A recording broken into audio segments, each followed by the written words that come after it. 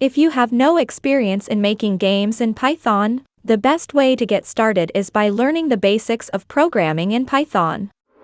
This includes understanding data types, variables, control structures, and functions.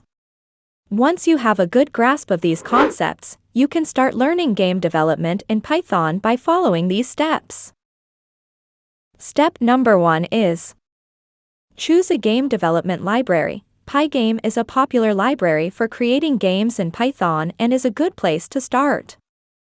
Step number 2 is: familiarize yourself with Pygame. Read the Pygame documentation and tutorials to get a basic understanding of how to use the library.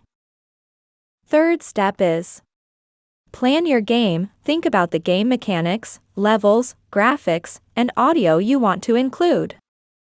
Number 4 is: start coding. Write code to implement the game mechanics, graphics, and audio you have planned. Next step is: test and debug your game. Test the game thoroughly and fix any bugs you find. Final step is: refine and improve your game. Add new features and make improvements to the game based on player feedback. Keep in mind that game development is a complex process and it can take time to create a finished product.